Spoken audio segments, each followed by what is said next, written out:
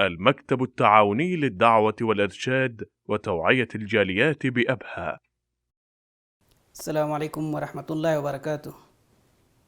الحمد للہ رب العالمین والصلاة والسلام علی نبینا محمد وعلی آلہ وصحبہ اجمعین. اما بعد، قال اللہ تبارک وتعالی فی القرآن المجید: اعوذ باللہ من الشیطان الرجیم، بسم اللہ الرحمن الرحیم، ان الدین عند اللہ الاسلام. معزز سامعین کرام، اللہ رب العالمین ارشاد فرماتا ہے یقیناً اللہ رب العالمین کے نزدیک سب دینوں میں سب سے پسندیدہ دین دین اسلام ہے. اسلام کے معنی امن و سلامتی کے ہیں، کیونکہ اسلام سلم سے مشتق ہے، جس کے معنی صلح و سلامتی اور امن کے ہیں. یعنی اسلام قبول کرنے والا ہمیشہ کے لیے امن و سلامتی میں داخل ہو گیا، اور ایمان لانے والا دوسروں کو بھی اسی صلح و امن کی طرف دعوت دیتا ہے. حقیقت یہ ہے کہ لفظ اسلام ایک ایسا لفظ ہے جس کے اندر ہر قسم کی خوبیاں پائی جاتی ہیں. گویا اسلام ایک سایہ دار اور پھلدار درخت ہے جس کے امن کے سائے تلے تمام دنیا امن و عافیت کی زندگی بسر کر سکتی ہے. یہی اسلام صراط مستقیم ہے.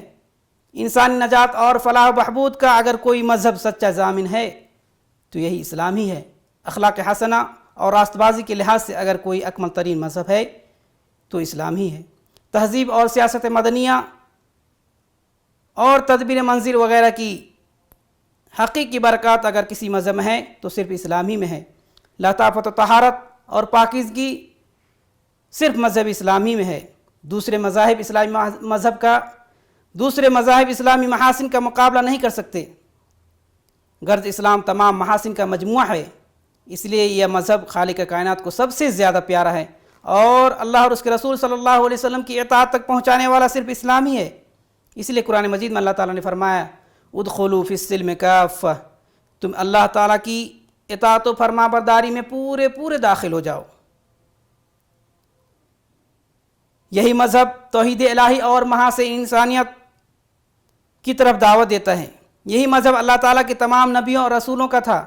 حضرت آدم علیہ السلام سے لے کر ہمارے نبی محمد صلی اللہ علیہ وسلم تک سارے نبی اور رسول اللہ رب العالمین کی اطاعت کی طرف بلاتے رہیں اور امن و صلح کی طرف دعوت دیتے رہیں. حضرت آدم علیہ السلام اور ان کے ساتھیوں کے متعلق اللہ رب العالمین ارشاد فرمایا: قُلْنَا اهْبِطُوا مِنْهَا جَمِيعًا فَإِمَّا يَأْتِيَنَّكُم مِّنِّي هُدًى فَمَن تَبِعَ هُدَايَ فَلَا خَوْفٌ عَلَيْهِمْ وَلَا هُمْ يَحْزَنُونَ.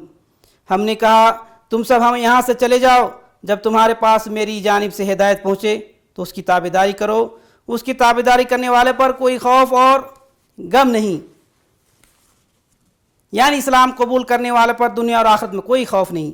اس سے معلوم ہوا کہ حضرت آدم علیہ السلام کا مذہب یہی اسلام تھا.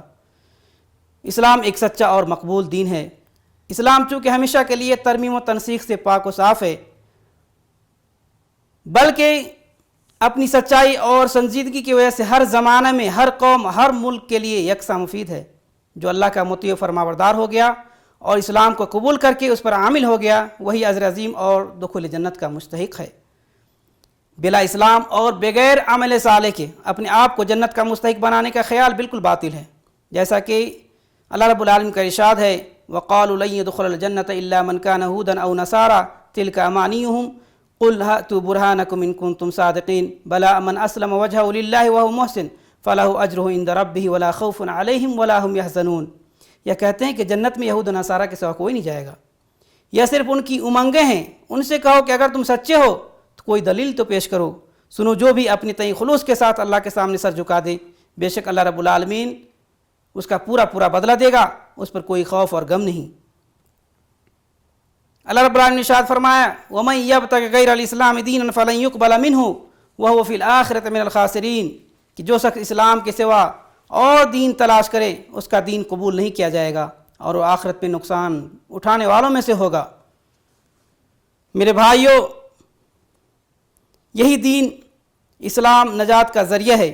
جس نے سچے دل سے اسے قبول کیا، اس کے حکموں پر صحیح طریقے سے عمل کیا، اس کے سارے گناہ معاف ہو جاتے ہیں. یہ اسلام کی سب سے بڑی خوبی ہے کہ اسلام لانے سے سارے قصور معاف ہو جاتے ہیں، اسلام لانے کے بعد انسان معصوم اور بے قصور ہو جاتا ہے۔ یہی حال ہجرت اور حج کا بھی ہے، یعنی اسلام لانے والا اسلام لانے سے زندگی بھر کے گناہ دھل جاتے ہیں اور گناہوں سے بالکل پاک و صاف ہو جاتا ہے۔ میرے بھائیوں، مذہب بدلنے والا ضرور اس بات کا خواہش مند ہوتا ہے کہ پہلے مذہب میں رہ کر جو بدعنوانیاں ان سے سرزد ہوئی ہیں دوسرے مذہب میں داخل ہونے سے سب معاف ہو جائیں۔ اس چیز کی گارنٹی صرف اور صرف اسلام میں ہے کہ داخل ہوتے ہی اس کی ساری کوتاہیاں معاف کر دی جاتی ہیں۔ اسلام میں داخل ہونے والا ایسا ہو جاتا ہے کہ گویا اس نے کوئی گناہ کیا ہی نہیں۔ تو میرے بھائیوں، ایمان لانا بہت معمولی کام ہے، لیکن اس سے زندگی بھر کے گناہ معاف ہو جاتے ہیں اور انسان ہمیشہ ہمیشہ کے لیے جنتی ہو جاتا ہے۔ صحیح اسلام قیامت کے لیے نجات کا ذریعہ بنے گا۔ اگر اسلام صحیح ہے تو دوسرے سارے اعمال صالح بھی صحیح اعتبار ہوگا، اور اگر اسلام درست نہیں تو دوسری نیکیوں کا بھی کوئی اعتبار نہیں ہوگا۔ ایک حدیث میں اللہ کے رسول صلی اللہ علیہ وسلم نے فرمایا کہ انسان کے اعمال قیامت کے دن ظاہر ہو کر آئیں گے۔ نماز آئے گی اور کہے گی اے میرے پروردگار میں نماز ہوں، اللہ تعالیٰ فرمائے گا تو بہت اچھا کام ہے۔ پھر صدقہ آئے گا اور کہے گا اے پروردگار میں صدقہ ہوں، اللہ فرمائے گا تو بہت اچھا کام ہے۔ پھر روزہ آئے گا اور کہے گا اے میرے پروردگار میں روزہ ہوں، فرمائے گا تو بہت اچھا کام ہے۔ پھر اسی طرح سب اعمال آئیں گے اور سب سے اللہ رب العالمین فرمائے گا تو خیر پر ہے۔ پھر اسلام آئے گا اور کہے گا اے میرے پروردگار تو سلام ہے، یعنی سب عیبوں سے پاک ہے اور میں اسلام ہوں، یعنی تیری فرما برداری کا مجموعہ۔ اللہ فرمائے گا تو بہت اچھا کام ہے، آج کے دن اپنے بندوں سے تیری ہی ذریعے لین دین کروں گا۔ پھر راوی نے یہ آیت پڑھی وَمَن يَبْتَغِ غَيْرَ الْإِسْلَامِ دِينًا فَلَن يُقْبَلَ مِنْهُ وَهُوَ فِي الْآخِرَةِ مِنَ الْخَاسِرِينَ۔ میرے بھائیوں، اسلام کی بنیاد 5 اصولوں پر قائم ہے، جیسا کہ اللہ کے رسول صلی اللہ علیہ وسلم نے فرمایا بنی الاسلام علی 5 شہادت اللہ الہ الا اللہ وان محمدا عبدہ ورسولہ واقام الصلاۃ وایتاء الزکاۃ والحج وصوم رمضان۔ اسلام کی بنیاد 5 ستونوں پر رکھی گئی ہے۔ اس بات کی گواہی دینا کہ اللہ رب العالمین کے سوا اور کوئی سچا معبود نہیں اور محمد صلی اللہ علیہ وسلم اللہ کے بندے اور رسول ہیں۔ نماز قائم کرنا، زکوٰۃ ادا کرنا اور بیت اللہ کا حج کرنا، رمضان مبارک کے روزے رکھنا۔ اس حدیث کے اندر استعارہ کے طور پر اسلام کو ایک مکان سے تشبیہ دی گئی ہے جو 5 ستونوں پر قائم ہے، لہٰذا ان ستونوں کی نگہداشت کرنا نہایت ہی ضروری ہے۔ ستونوں کے نہ رہنے سے مکان منہدم ہو جائے گا۔ اسلام کی یہ 5 ارکان، اسلام کے یہ 5 ارکان 5 ستون ہے۔ خلاصہ یہ ہے کہ اسلام کے ہر رکن اور ہر حکم میں بڑی بڑی خوبیاں مضمر ہیں۔ اسلام تمام خوبیوں کے مجموعہ ہیں۔ رسول اللہ صلی اللہ علیہ وسلم سے ایک شخص نے دریافت کیا کہ اسلام کی کون سی خصلت اچھی ہے؟ آپ صلی اللہ علیہ وسلم نے فرمایا کہ کھانا کھلانا اور آسنا بیگانہ کو السلام علیکم کہنا۔ من جملہ دیگر خوبیوں میں سے ایک خوبی یہ بھی ہے کہ غریبوں ناداروں کی خدمت و پرورش کی جائے، ہر چھوٹے بڑے اجنبی اور غیر اجنبی کے ساتھ تواضع اور حسن خلق کے ساتھ پیش آیا جائے۔ ان اوصاف کے علاوہ دیگر محاسن جن میں پائے جائیں وہی مسلمان کامل ہوگا، اور یہی اوصاف ان کی شناخت اور پہچان کے اسباب ہوں گے تو مسلمان وہ ہے جس کا ظاہر و باطن پاک و صاف ہو، اللہ اور اس کے رسول صلی اللہ علیہ وسلم پر ایمان رکھتا ہو، اسلامی فرامین اور احکام کا کاربند ہو اور حقوق العباد کرنے والا ہو، بلا وجہ نہ جنگ و جدال کرتا ہو، نہ غیبت و چغل خوری کرتا ہو، نہ کینہ اور بغض و عناد رکھتا ہو، اور نہ کسی پر شب و ستم کرتا ہو، اور نہ ظلم و تعدی، ہر ایک کا ہمدردی اور خیر خواہ ہو۔ رسول اللہ صلی اللہ علیہ وسلم سے دریافت کیا گیا کہ کون سا مسلمان سب سے اچھا ہے؟ آپ صلی اللہ علیہ وسلم نے فرمایا کہ جس کی زبان اور ہاتھ سے لوگ بچے رہیں، یعنی مسلمان کی ایک پہچان یہ بھی ہے کہ وہ کسی کو بلا وجہ تکلیف نہیں پہنچاتا۔ حقیقت یہ ہے کہ فتنہ و فساد کی جڑ عموماً زبان اور ہاتھ ہے، اور جو زبان و ہاتھ کی حفاظت کرے دنیا کے ہر عیب اور شر و فساد سے محفوظ رہے گا۔